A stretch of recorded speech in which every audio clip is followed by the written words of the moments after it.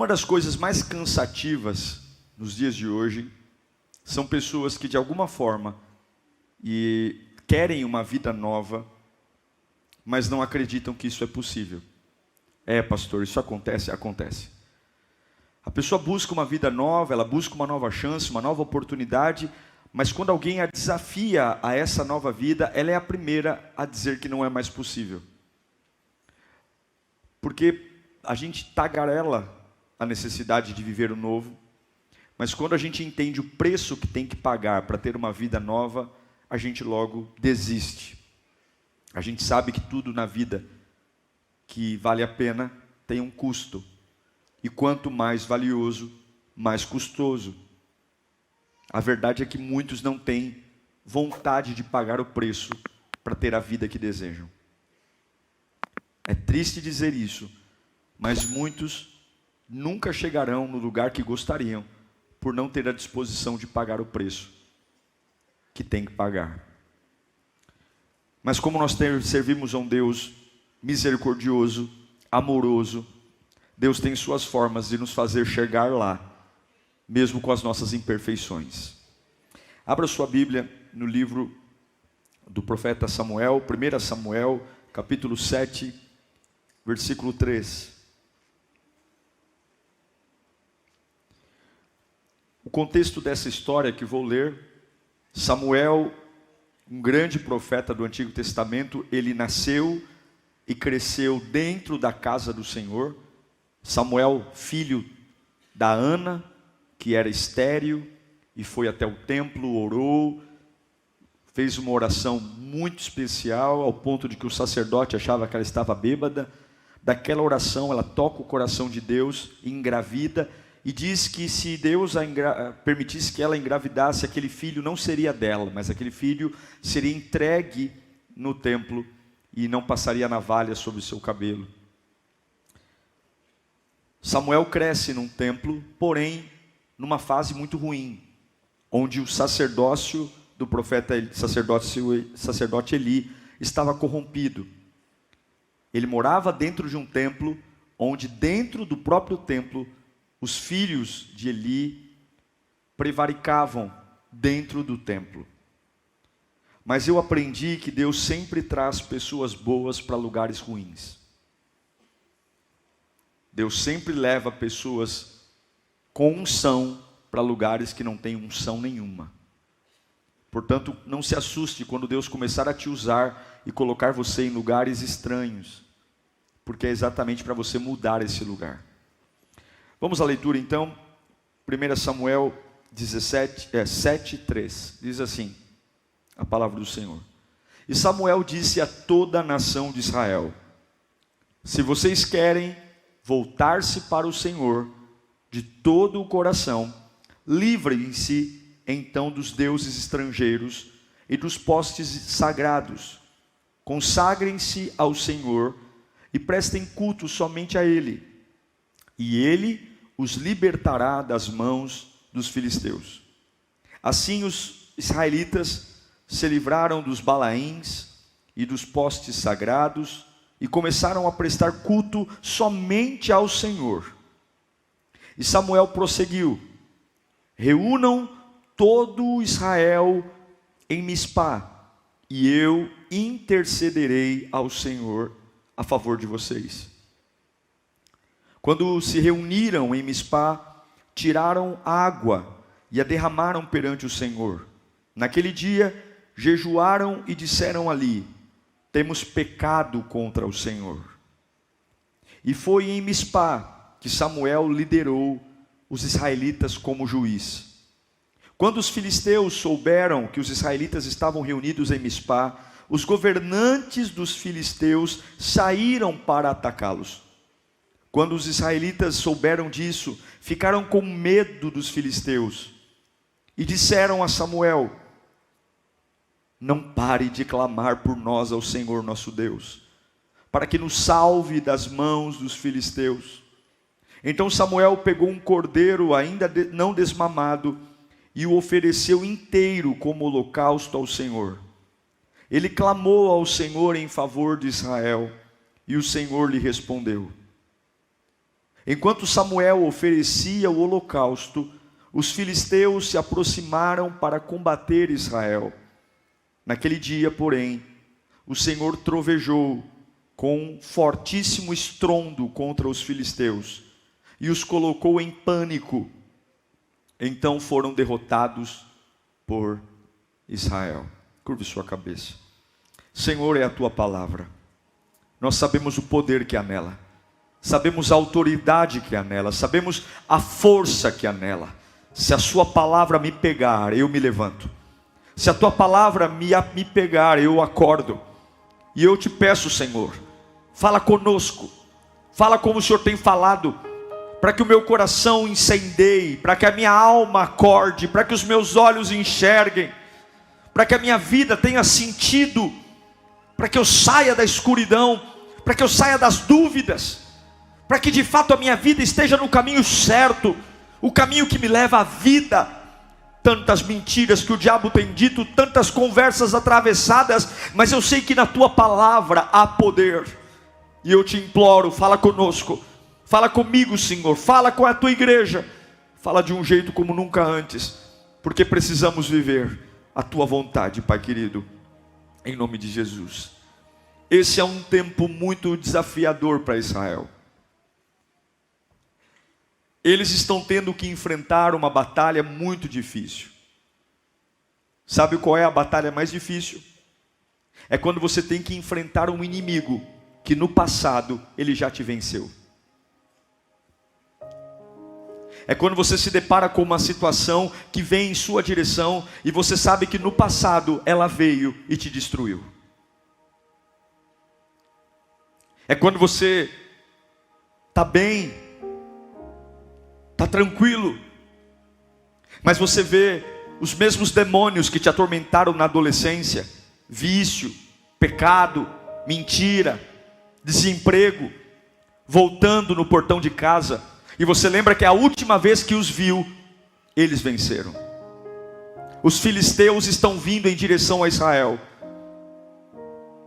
e a última vez que eles viram os filisteus ganharam. É difícil você querer uma vida nova quando um problema velho volta. É difícil você querer sonhar algo quando você vê uma crise que te desgastou, vira e mexe rodeando você. Não tem ninguém no nosso meio aqui que não gostaria de fazer novas escolhas, e que essas novas escolhas trouxessem uma nova oportunidade, um novo começo. E você tem duas coisas para fazer.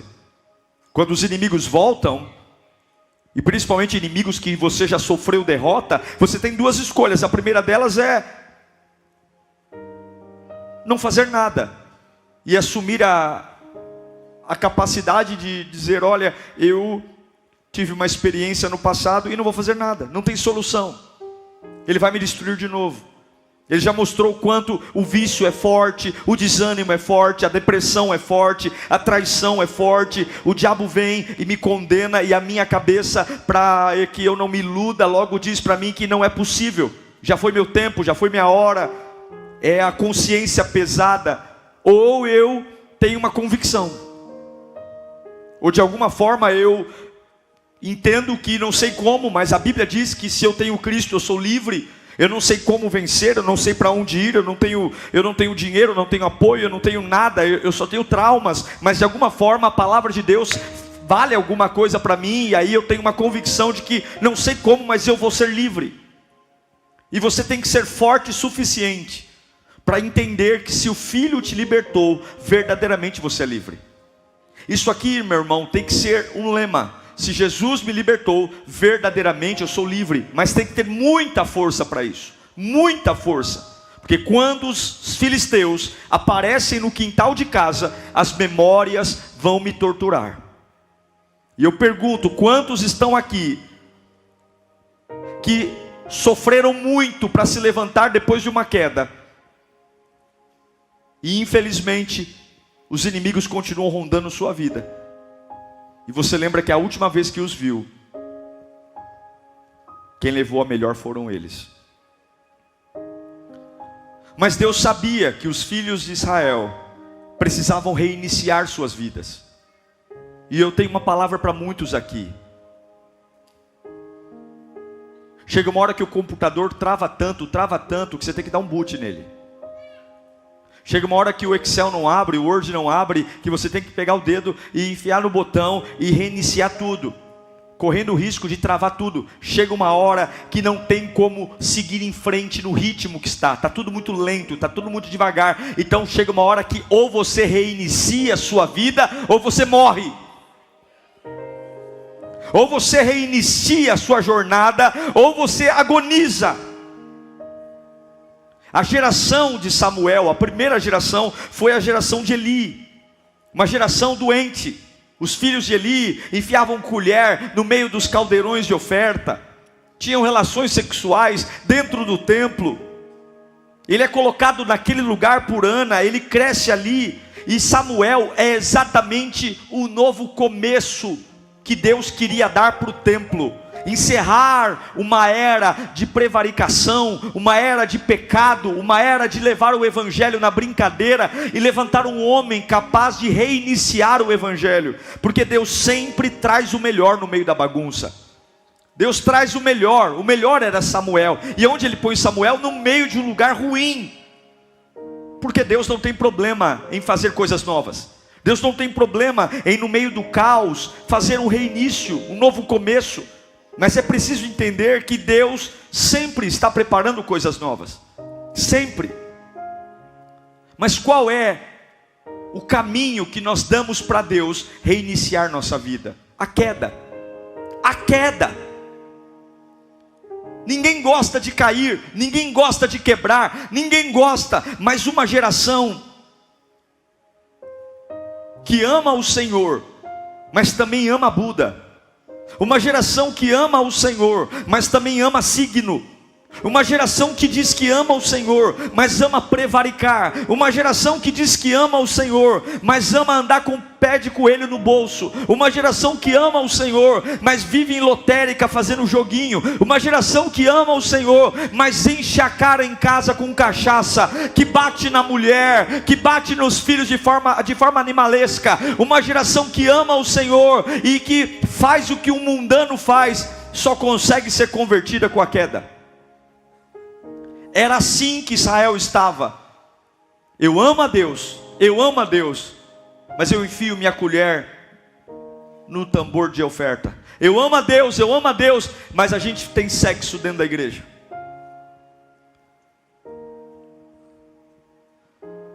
É difícil reiniciar por conta de uma praga chamada cultura.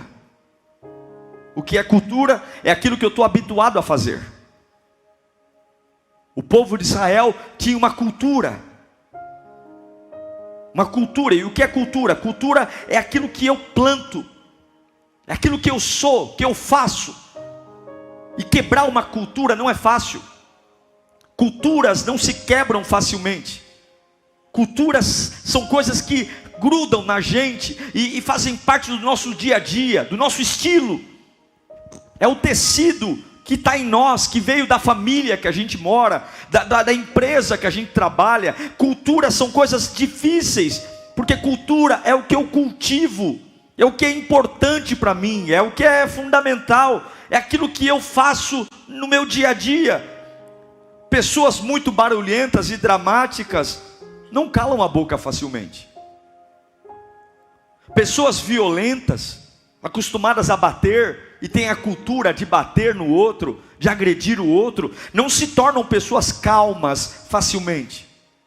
Aqueles que são fofoqueiros, que têm a cultura de sempre falar da vida do outro, eles não se tornam pessoas de honra facilmente, porque existe uma cultura de falar da vida do outro, de julgar, e existem várias culturas.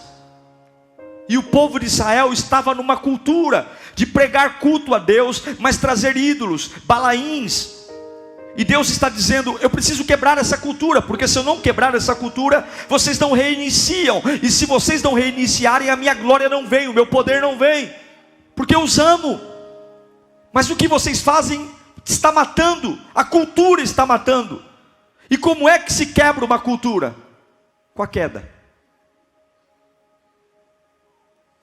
Como é que se quebra uma cultura? Com a queda. Os filhos de Israel se tornaram idólatras, apóstatas, e Deus começa a quebrar a cultura. E o que Deus usa para quebrar a cultura? Os filisteus. Os filisteus não vão enfrentar Israel só porque o diabo quer, não. Deus está liberando os filisteus para vir. Se você tem um parente viciado em droga, por mais que você o ame, e por mais que você tente fazer o melhor para ele, você não é capaz de fazê-lo mudar de cultura. Se você tem uma pessoa na sua família que tem o hábito de mentir, você pode aconselhar, mas o homem não tem o poder de quebrar a cultura de um outro homem. Só vai gastar saliva, não adianta. Mas Deus quebra a cultura. E como é que Deus quebra a cultura? Com um choque. Ele estremece o ambiente. Com a queda. Aí os filisteus vêm contra Israel. E Israel é a primeira vez que vai enfrentar os filisteus. E o que eles fazem? Eles pegam a Arca da Aliança. Lembra da Arca da Aliança? Eles pegam a Arca da Aliança, porque a Arca da Aliança simbolizava a presença de Deus. Então eles não estavam nem aí, que eles prevaricavam, que eles não louvavam a Deus direito, que eles serviam a Deus de forma meia boca. Eles pegam a arca, e eles já tinham visto outras vitórias do povo de Deus com a arca, e eles pegam a Arca da Aliança, uma caixa de madeira de acácia, revestida de ouro, com 2 querubins de ouro maciço sobre a tampa. Dentro da arca havia a vara de Arão, a tábua com os 10 mandamentos, o maná que simbolizava a provisão no deserto. Eles vão para a batalha cheios de si, como muitos são. Cheios de si, Deus me ama, Deus tem plano comigo, eu sou servo de Deus. E eles vão com a sua cultura de servir a Deus parcialmente, de amar a Deus do jeito deles. E assim como muitos hoje servem a Deus, servindo a Deus parcialmente, de uma forma mequetrefe, de uma forma falida, de uma forma sem entrega. Eu sirvo a Deus, mas eu mantenho a minha cultura. Eu sirvo a Deus, mas eu mantenho a minha forma de pensar. Eu sirvo a Deus, mas eu dou a Deus o que eu quero dar. E eles vão para a batalha. Porque se eu servir a Jesus um pouquinho, tá bom. Se eu obedecer a Jesus um pouquinho, é o suficiente para eu vencer a luta, a angústia. E dessa vez eles vão levando a Arca da Aliança, e eles gritam diante dos filisteus: "Uá!" E para surpresa deles, preste atenção, Deus não faz nada. A arca estava presente, e naquele dia 30.000 soldados de Israel morrem. 30.000 homens caem mortos no chão. 30.000 famílias entram em luto. 30.000 mulheres chorando por conta de seus homens. Não só os 30.000, como os 2 filhos de Eli morrem, Ofni e Finéias. E quando o sacerdote Eli fica sabendo que a Arca da Aliança foi capturada pelos filisteus, ele era gordo, obeso. Quando ele fica sabendo, ele cai da cadeira, quebra o pescoço e morre. Foi um choque. Eles achavam que Deus estava com eles. Eles tinham a Arca da Aliança. Mas um dia de vitória e triunfo se transformou num dia de luto e vergonha. Deus estava dizendo algo para Israel. Deus estava dizendo: eu preciso quebrá-los para voltar a usar vocês. Eu preciso quebrar a cultura, porque com essa cultura eu não consigo tocar em vocês. Eu não consigo encher vocês. Eu não consigo pôr meu espírito em vocês. Eu não consigo fazer a minha glória transbordar em vocês. Eu preciso quebrá-los. Eu estou cortando a cabeça dessa velha cultura para colocar uma cabeça nova. Eu estou cortando esse novo pensamento, esse jeito de me cultuar, esse jeito de me adorar, esse jeito de me servir. A desgraça foi tão grande que a esposa de um dos filhos de Eli, a esposa de um dos filhos estava grávida. E quando ela fica sabendo que o marido morreu, que o cunhado morreu e que o sogro morreu, ela entra em trabalho de parto e ela chama o filho de Iacabô. Iacabô, que significa foi-se a glória de Deus. A glória se foi. Meus irmãos, nós não podemos usar a Deus numa velha cultura. Nós não podemos querer viver o melhor de Deus com uma velha cabeça. Nós não podemos querer viver a presença de Deus suavizando o que é sério. Nós não podemos querer nos encher de emoção num culto e sair por essas portas e não entender o que é evangelho, e nós entender que a comunhão com o Pai vem de uma mudança de cultura. Porque se alguns acham que dá para misturar nossas coisas com as coisas de Deus e tudo ficar bem, é um erro. Dá para conciliar meu vício, dá para conciliar o meu pecado, dá para conciliar minhas manias. E muitas vezes a única alternativa que nós damos a Deus é a queda. Mas infelizmente alguns, até quando caem, se revoltam ainda mais, ao invés de trocar a cultura. Tem pessoas que te ajudam e não te ajudam mais. Tem pessoas que eram seus amigos e não são mais. E Deus não se pode usar numa cultura velha. Essa é a grande queda de Israel. 30 mil homens caíram no campo de batalha. 30 mil homens.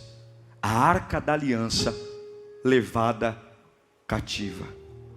Mas a minha Bíblia diz em Hebreus 12, 6, fica comigo: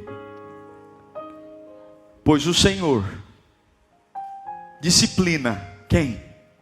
A quem ama, e castiga todo aquele a quem aceita como filho. É como se ele falasse: porque eu te amo e sou seu pai, eu estou te castigando. Porque eu te amo. Porque quando Deus nos pega, já era. Quando Deus nos pega, Ele muda tudo.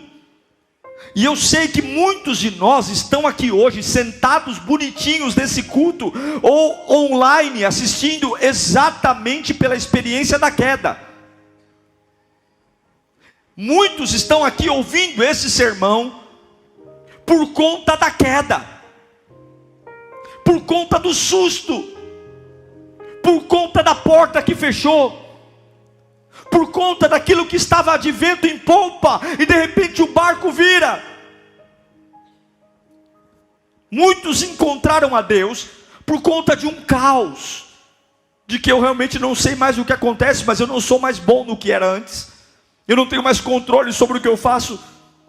Se nós pararmos de querer ser professor e aluno e começar a aprender com o que Deus está fazendo, eu vou te falar uma coisa: eu não ligo se você vem à igreja e não quer bater palma. Eu não ligo se você vem à igreja e não quer cantar. Eu não ligo se você vem à igreja e não quer ouvir uma palavra com paixão. Mas deixa eu te dizer uma coisa: quando o câncer pega você, você vai adorar com paixão. Vou te falar uma coisa: quando a tua casa estiver de cabeça para baixo, você vai chorar muito na hora da oração. Vou te falar uma coisa: quando você tiver mais dívida do que dinheiro, e você estiver a ponto de enlouquecer, você vai levantar as duas mãos e clamar por socorro. Você vai fazer isso. Quando você precisa de algo, você pula, você fala em línguas, você bate o pé, porque a queda nos aproxima de Deus.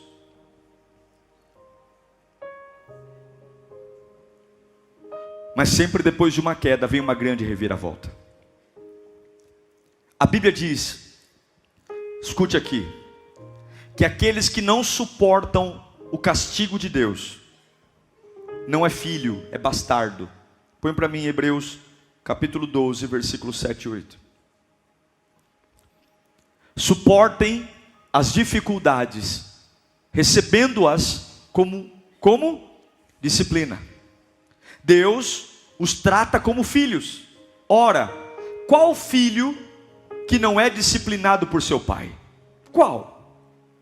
Se vocês não são disciplinados, e a disciplina é para todos os filhos, então vocês não são filhos legítimos, mas sim ilegítimos. Está dizendo, se você não aceita a disciplina, se você não aceita Deus quebrar sua cultura, sua forma de pensar, sua forma de viver, você não é filho, você é bastardo. Você não pertence a Ele. Pastor, eu não estou entendendo, porque eu vim à igreja para ter uma boa vida. Eu vim à igreja para os meus problemas serem resolvidos. Eu vim aqui, pastor, estou me esforçando, vim de longe, peguei carro, metrô, ônibus, eu vim para eu ter esperança, e o senhor está dizendo para mim que Deus, porque me ama, vai me castigar. Eu não quero castigo, eu já estou sendo castigado demais. Não, Deus não quer te castigar, Deus quer quebrar uma cultura, porque sem essa cultura você não reinicia a sua vida. Sem a quebra dessa cultura, Deus não pode te usar. Sem a quebra dessa cultura, o velho vai estar em você. Deus tem que matar Ofinéias. Deus tem que 30 mil homens têm que morrer, para que agora o mesmo inimigo que os derrotou no passado volte. E por que Deus os fez quebrar? Porque Deus quer punir? Não, porque o povo é teimoso.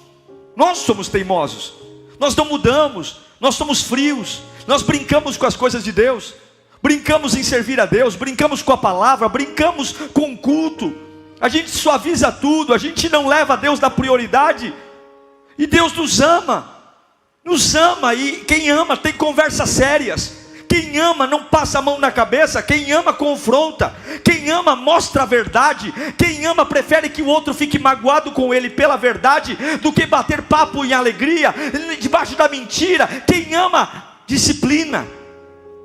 Quem ama, não espera o mundo disciplinar, mas disciplina em casa. O próprio Salomão manda usar a vara. E aquele que não é disciplinado, é bastardo. E nós não somos bastardos. Nós somos filhos de Deus, amados pelo Pai, queridos de Jesus, herdeiros de Deus e co-herdeiros com Cristo, imagem e semelhança do Criador, povo eleito, nação santa, povo adquirido, povo que não é um erro, mas é um povo sonhado muito antes de existir a terra, o céu, o universo, um povo que é amado de Deus. Sim, meus irmãos, a ignorância provoca vítimas. Sim, a teimosia matou 30 mil pessoas. E agora vem Samuel, o mesmo inimigo que os derrotou e matou 30 mil homens, está de volta. E eu pergunto para você, o que você aprendeu com as últimas derrotas? É triste perceber pessoas que têm um rastro de derrota e não têm coragem de mudar suas vidas. E agora Samuel está lá. A última vez que eles viram os filisteus, 30 mil homens morreram, e agora o mesmo inimigo está voltando de novo. E Samuel diz, agora vocês querem um resultado diferente, vocês querem que algo mude, limpem. Peguem todos os ídolos que vocês têm, todos os balaíns, todos os postes ídolos, joguem fora, limpem, deixem tudo. Nós temos que limpar o lugar onde estamos.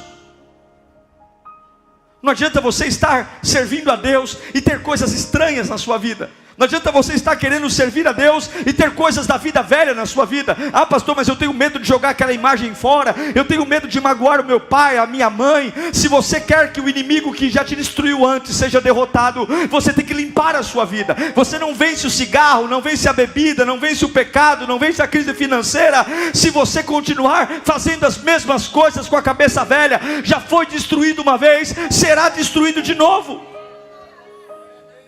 E agora tem um contraste. Nós lemos esse texto. Samuel diz, orem.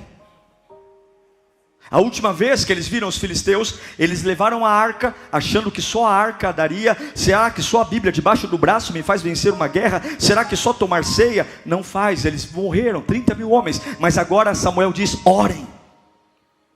Antes eles não oravam. Antes da primeira queda, eles não jejuaram. Antes da primeira queda, eles não colocaram os ídolos para fora. Antes da primeira queda, eles estavam ali fazendo gritos de crentes irresponsáveis. Mas agora eles estão limpando, estão orando. Tudo porque agora eles estavam com medo. Medo porque o último inimigo estava de volta. Eu vou dizer para você, olhe para mim, o medo não é ruim. O medo é uma bênção, e existe uma razão de Deus ter colocado e permitido o medo na nossa natureza, porque o medo nos prepara para o pior. O medo antecipa aquilo que eu mais tenho pavor que aconteça. O medo faz eu ter na minha cabeça uma visão real daquilo que eu não quero viver. É o que Jó disse: o que eu mais temia me sobreveio, o que eu receava me aconteceu. E se você for sempre muito confiante, se você for sempre muito altivo, muito ousado, é muito provável que você não vença mais nada. E muitas vezes Deus permite situações de medo, para eu lembrar que eu não posso, que eu não tenho, que eu não consigo, e que eu preciso ir para a batalha com Ele. Eu preciso ir para a batalha com Ele. Eles estão com medo, mas eles vão com medo mesmo. Eles estão com medo, eles já viram aqueles inimigos os destruírem, mas eles vão orar. Eles vão orar com medo, eles vão jejuar com medo, eles vão clamar a Deus com medo, eles vão jogar fora tudo que não presta com medo. O povo olha para Samuel e diz para eles o seguinte: quando o filisteu chega perto, ele fala: olha, não cesse de orar por nós. Sabe o que eles estão dizendo? Samuel, ora por nós, porque o medo do passado está voltando, mas eu decidi limpar a minha vida, eu decidi agora ser diferente, eu decidi entender que aquela queda foi importante. Samuel ora, a Bíblia diz que Samuel pega um cordeiro que nem foi desmamado, ele imola aquele cordeiro, ele sacrifica, queima, e agora, porque a Bíblia diz que sem derramamento de sangue não há remissão, e quando a fumaça daquele cordeiro começa a subir, duas ferramentas aparecem ali. Fala comigo: fé e trabalho. Mais alto: fé e trabalho. A primeira queda não havia nada, só havia orgulho. Deus era um amuleto, mas agora, depois da queda, eles estão quebrantados. E agora eles têm fé e trabalho, porque não adianta orar e não trabalhar, não adianta trabalhar e não orar. Eles estão orando e estão entregando sacrifícios, eles estão enfrentando um desafio. E eu sei que muitos aqui estão sendo nesse momento testados, porque inimigos do passado estão voltando. Coisas que no passado te envergonharam estão voltando. Coisas que no passado tiraram coisas de você estão voltando. Coisas que no passado derrotaram sua família estão voltando. Coisas que no passado causaram pesadelos estão voltando. E Deus está dizendo: pare de olhar para quem está voltando e olhe para a minha comunhão contigo. Pare de olhar para quem está voltando. O diabo nunca vai definir sua vitória ou sua derrota. É o que está dentro de você que define quem ganha e quem perde. É o que está dentro de você, é o que está na sua vida. Não adianta pedir uma vida nova e ficar sentado. Não adianta pedir o agir de Deus e ficar sentado. Não adianta pedir um emprego e ficar sentado. Em algum momento você vai se dar conta que a vitória é a junção do trabalho com a fé. É a unção da fé de crer com fazer alguma coisa. E agora chega o grande confronto. E a Bíblia diz que quando eles estão ali quebrados, jogaram os ídolos fora, estão orando, jejuando, tomados de medo, a Bíblia diz que vem alguma coisa do céu. Deus sempre responde ao homem que se quebranta. A Bíblia diz que Ele não resiste a um coração quebrantado. Escuta aqui, levanta sua mão bem alto. Fala comigo: diabo, não é porque você estragou a minha primeira festa que a minha festa acabou. Fala mais alto: Satanás, não é porque você estragou a minha primeira festa que a minha festa acabou. Hoje é dia de reiniciar a vida aqui. Baixa as mãos. Eles estão com medo. O mesmo inimigo que acabou com a primeira festa está voltando, mas não vai ser igual. Fala comigo: não vai ser igual. É hora de confronto. Fala para o seu irmão: é hora de confronto. Fala para o seu vizinho: é hora de confronto. A primeira guerra eles se sentiam orgulhosos. A primeira vez que viram os filisteus, eles achavam que a arca venceria a batalha. Mas agora, depois da queda, eles estão humildes. Eles estão com medo, orando com medo, clamando com medo, jejuando com medo. Mas estão orando, clamando e jejuando. Então agora eles vão diante dos filisteus, não com orgulho, mas vão com humilhação. Não vão com altivez, mas vão marchando com a cabeça baixa, olhando para o autor e consumador da fé. E a Bíblia diz que Deus viu. O texto diz: Deus viu. Deus sempre está vendo. Deus sempre está vendo quando nós quebramos uma cultura. Deus sempre está vendo. E os filhos de Israel estavam se humilhando, se purificando, limpando seus corações, limpando a sua alma, prostrados diante do Senhor. E o Senhor foi à sua frente. A Bíblia diz que Deus foi à sua frente. É muito bom quando Deus está conosco, mas é melhor ainda quando Deus vai à nossa frente. É muito bom quando Deus está ao meu lado, mas é melhor ainda quando Ele se antecipa e vai na minha frente. E quando você se humilha, Deus não anda ao seu lado, Deus anda à sua frente. Quando você adora, Deus não anda ao seu lado, Deus anda à sua frente. Quando você se antecipa no clamor, Deus não está do seu lado, Ele está na sua frente. Existe uma diferença entre estar com você e estar antes de você. Um crente normal crê que Deus está com ele, mas um crente sobrenatural crê que Deus está antes dele. Antes de mim Ele já está, antes de mim Ele já está fazendo, Ele já está curando. Levanta a sua mão para cá. Deus não está com você, Deus está antes de você. Se você quebrar essa cultura, antes da luta chegar, Deus já está. Antes do desemprego chegar, Deus já está. Antes do câncer chegar, Deus já está. Antes da traição chegar, Deus já está. A Bíblia diz que quando eles começaram a clamar a Deus, Deus já estava antes do campo da batalha. E a Bíblia diz que Deus mandou, não sei o que aconteceu no céu, mas foi um reboliço. Começaram trovões, relâmpagos contra os filisteus, uma confusão no acampamento do inimigo, uma confusão. Homens que já tinham visto a derrota de Israel, agora vendo o Deus de Israel se manifestar. Os teus inimigos conheceram o teu poder. Está na hora dos teus inimigos conhecerem o poder do teu Deus. Os teus inimigos viram o que você pensa. Está na hora dos teus inimigos conhecerem o Deus que você vem buscar aqui nessa quinta-feira. Eu e você somos o cocô do cavalo do bandido, mas aquele que está no trono, Ele é imparável, Ele é imparável, Ele é imparável, Ele é o Todo-Poderoso. Conheceram a tua voz. Está na hora de ouvir a voz daquele que fala a voz de muitas águas. Eles sondaram o teu poder. A Bíblia diz que os filisteus, a primeira vez eles viram um povo orgulhoso sem unção, mas agora vê um povo quebrantado, temente a Deus. A primeira vez eles viram um povo pomposo, cheio de normas, cheio de pompa, cheio de roupa bonita, orgulhosos, gritando. Mas agora vê um povo de joelho, levantando a mão para o céu e clamando por misericórdia, e dizendo: Samuel, ora por nós. Eles pensam que você está humilhado porque está com medo deles. Eles pensam que o povo de Deus estava ajoelhado com pavor, mas eles vão ser confundidos, porque não estamos de joelho porque temos medo do inimigo. Estamos de joelho porque dependemos do autor e consumador da nossa fé. Nós não calamos a boca diante dos adversários porque somos frouxos. Calamos a boca diante dos adversários porque é o Senhor que vai falar por nós. Nós não perdemos uma guerra na conversa porque somos covardes, mas entendemos que enquanto gritam, eu me ajoelho para que o autor e consumador da minha fé quebre a cultura e faça. A minha Bíblia diz que Deus deu uma surra nos filisteus. Eles foram embora correndo, e aquele que os derrotou da primeira vez foram humilhados. Foram humilhados. Tudo que bateu neles, tudo que os humilhou, agora provou quem é Jesus, quem é o Deus. Pouco a pouco os filisteus foram destruídos, porque Deus estava ao lado do seu povo e à frente do seu povo. Hoje é dia de você ir para o lugar mais alto da sua batalha.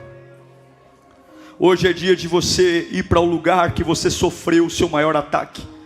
Hoje é dia de você ir para o lugar que você foi mais envergonhado no passado. Hoje é o dia de você olhar para aquilo que mais te trouxe desgosto, porque Deus não está indo com você, Deus já está lá. Deus já está lá. E tudo que aconteceu com você é porque Deus te ama e Ele quer usar você. Tu, pastor, eu não entendo, eu tenho revolta. Pega essas revoltas, para de ser besta. Pega essas revoltas, deixa sair pela urina, porque Deus não fez nada para te destruir. Eu e você que éramos bicho enjoado, eu e você que servíamos a Deus do nosso jeito, revoltados, nervosos, preguiçosos e totalmente pecaminosos, e Ele falou: eu vou deixar cair uns 30 mil homens, eu vou destruir uns Ofni e Finéias, para lembrar que eu sou todo poderoso. Tem hora que Deus tem que fazer você cair para você voltar ao normal. Tem hora que o celular trava e você tem que apertar os 2 botões e reiniciar. Porque você não desliga tudo na sua vida agora para voltar ao normal. Por que você não desliga tudo? Sabe essa vida espiritual sua que não vai? Por que você não reinicia tudo hoje? Por que você não enfia o dedo no botão e fala: hoje eu vou recomeçar? Senhor, eu vou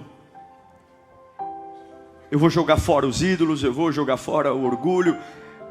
Senhor, eu vou me humilhar diante de Ti, porque eu não vou deixar o que me destruiu no passado me destruir de novo. Eu não vou deixar. Esse culto é um culto para você resetar a sua vida. Esse culto é um culto para você reformar a sua vida. Porque sem reforma, o que te venceu no passado vai te vencer de novo. Eu quero orar por você. E eu quero que você pense na sua fé agora. A maior vitória é depender de Deus. E eu não quero ser derrotado pelo que me derrotou no passado. Eu não quero de novo que os filisteus me envergonhem. Eu não quero.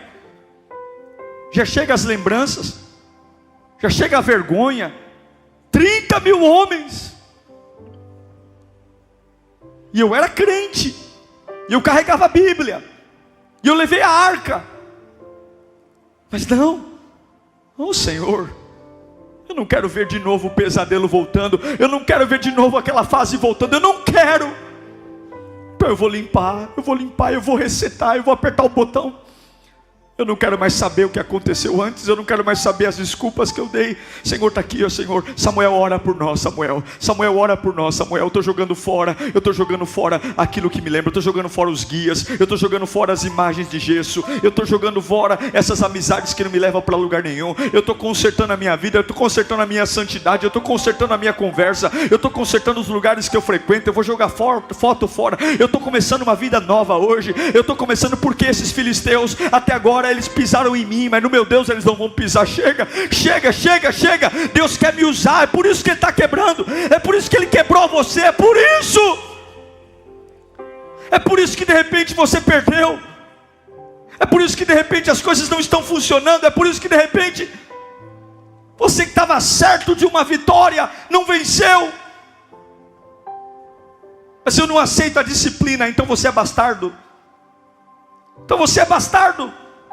Porque aquele que é filho aceita a disciplina. E o que é aceitar a disciplina? É que quando nada der certo, eu me ajoelho, não para me render ao inimigo, mas para depender de Deus. Quero que você feche os seus olhos nesse instante. Curve a sua cabeça. O apóstolo Paulo diz: examine-se, pois, o homem a si mesmo. É muito gostoso quando a gente vem a um culto e a gente recebe uma palavra de levantar, da glória, aleluia, receba. É muito gostoso, mas também é entender que tem vitórias que começam por limpezas. Tem vitórias que começam por resetar o programa. Não dá mais para conciliar Deus com o mundo. Não dá mais para conciliar a vida velha com a vida nova. Não dá mais para eu querer ser alguém novo com características velhas. Não dá mais. E é por isso que alguns estão de novo caindo nos mesmos lugares, sofrendo. Limpa, consagra teu lar, limpa a tua casa, comunica dentro de casa, aqui mora um crente, que dentro de casa mora um crente. Esse tipo de música não entra aqui, esse tipo de assunto não entra aqui, esse tipo de conversa não tem aqui. Olha, eu sou crente, não me convida para ir para esse tipo de lugar, porque eu não vou. Não, por quê? Porque eu estou cansado de ser derrotado, eu estou cansado de viver marcado pela desgraça, eu estou cansado de achar que estou curado, e quando vem o passado de volta, eu caio. Eu estou cansado de me enganar, viver de fases, viver de temporada. Uma época do ano eu estou bem, estou maravilhoso, mas quando chega aquele mês fatídico, que eu lembro, e aí parece que o passado volta, o pesadelo volta. Chega! Deus está te quebrando para usar. Tem poder reservado para você, tem unção reservada para você, tem uma autoridade reservada para você, tem uma vida nova, uma vida que não tem nada a ver com o pecado dos outros, uma vida que não tem nada a ver com o lugar de onde você veio, uma vida, ele pecou, Ofni e Finéias pecaram, mas você é Samuel, você não é ele, você é Samuel, e Deus tem uma aliança nova para você. Teu pai e tua mãe erraram, teu pai fez bobagem, tua mãe fez bobagem, o lugar que você trabalhou fez bobagem, mas você é diferente, você é especial. Há algo vindo sobre a tua vida aqui hoje.